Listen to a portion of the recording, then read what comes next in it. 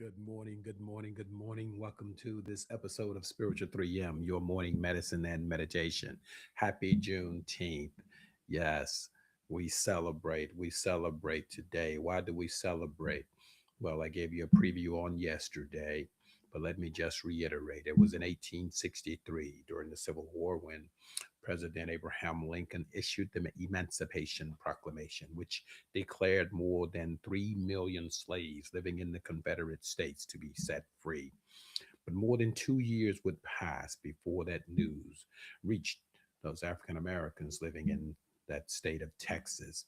It was not until the Union soldiers reached that Galveston, Texas, on June 19th, 1865, more than 2 years later, that the state's residents finally learned that slavery had been abolished.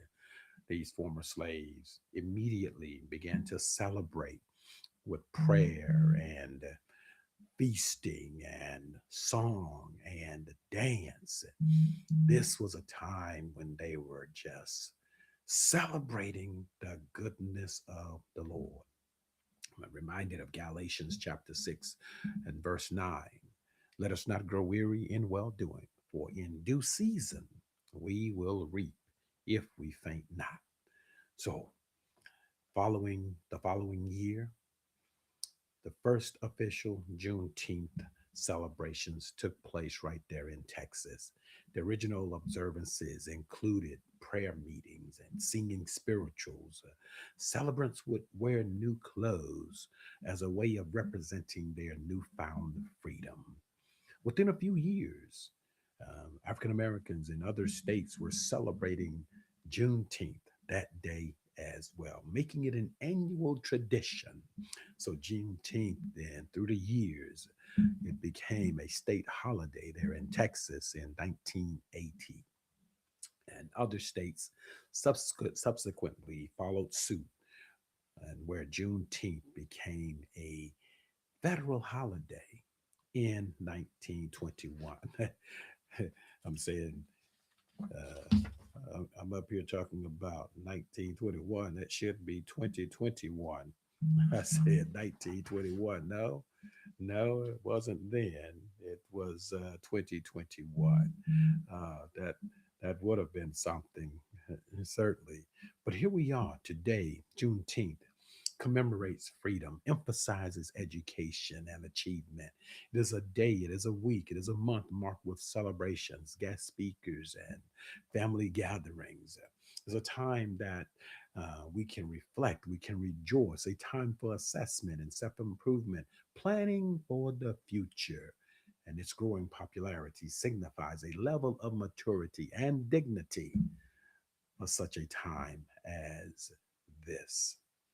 I'll tell you what, on yesterday, I asked the question, what can I do to have a positive impact on society?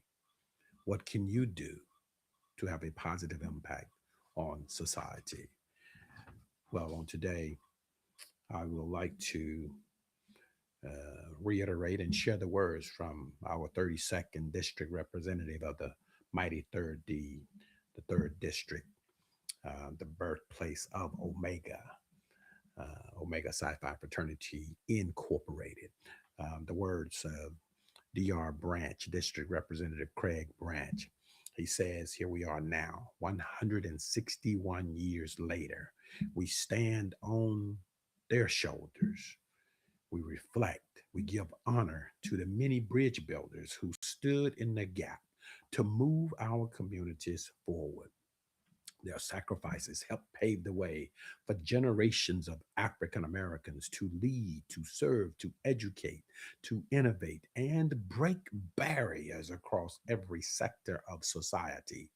While many of the challenges remain, well, our progress is a testament to their strength and determination.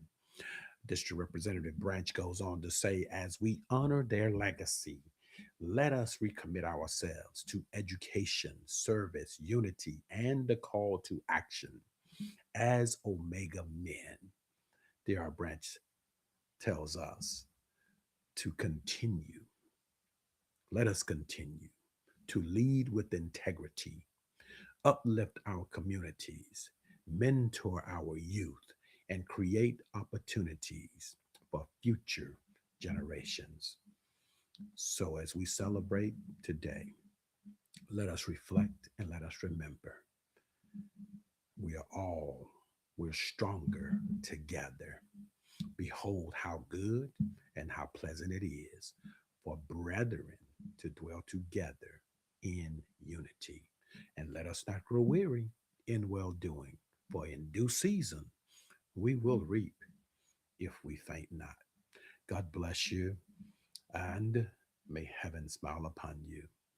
And until we connect again, may the Lord let his face and make his face shine upon you and be gracious unto you. The Lord lift up his countenance upon you and give you peace. What kind of peace? The peace of God that surpasses all human understanding to guard your hearts and keep your minds through Christ Jesus. Until next time, blessings and